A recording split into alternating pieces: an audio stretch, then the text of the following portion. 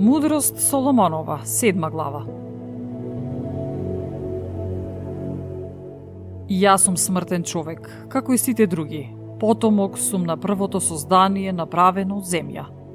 И јас бев обликуван во тело во мајчината утроба во тек на 10 месеци, стегнат во крв од семето на маж и од наслада, соединета со сон.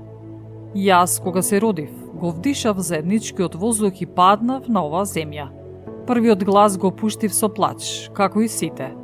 Бев одгледан со пелени и со грижи, зашто ни еден цар не се родил поинаку. За сите има само еден влез во животот, а еднаков е излезот.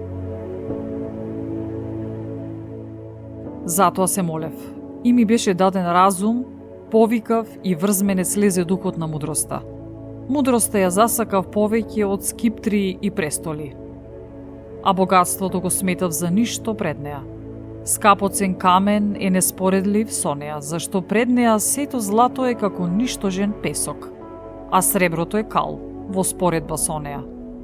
Ја засакав повеќе од здрави и од убавина, и дадов предност и повеќе засакав од светлината, зашто незиниот сјај никогаш не угаснува.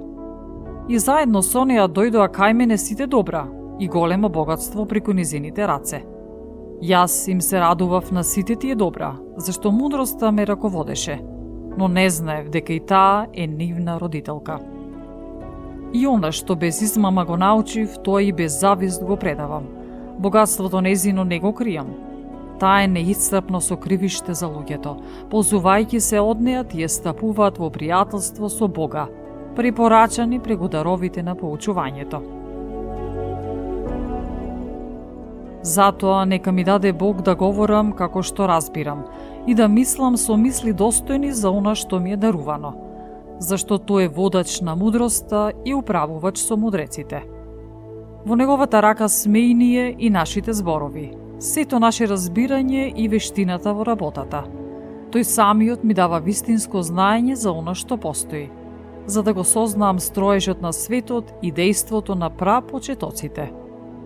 Почетокот, крајот и средината на времењата, повратните смени и промената на времењата, годишните кругови и положбата на звездите, природата на животните и својствата на зверовите, силата на духовите и на човечките мисли, разноликоста на растенијата и лековитоста на корените.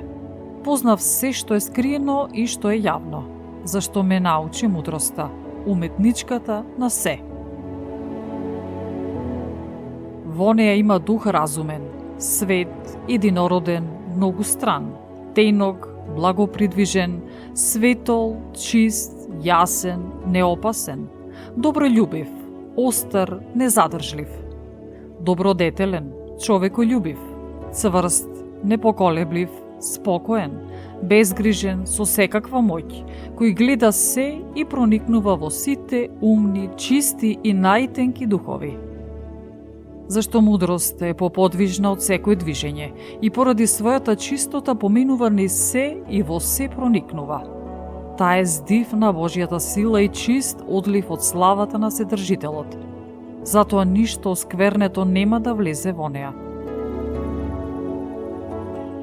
Таа е оција и на вечната светлина, огледало чисто на Божјото дејство, слика на Божјата добрина. Една е, а може се. Останувајќи во себе си се обновува и минувајќи од поколение во поколение во светите души, таа ги подготвува Божјите пријатели и пророци, зашто Бог не го љуби никој освен оној што се дружи со мудроста. Поубава е од сонцето и многу звезди надминува. Споредена со светлината, таа е погоре од неа, зашто светлината со ноќта се сменува, а злобата нема сила над мудроста.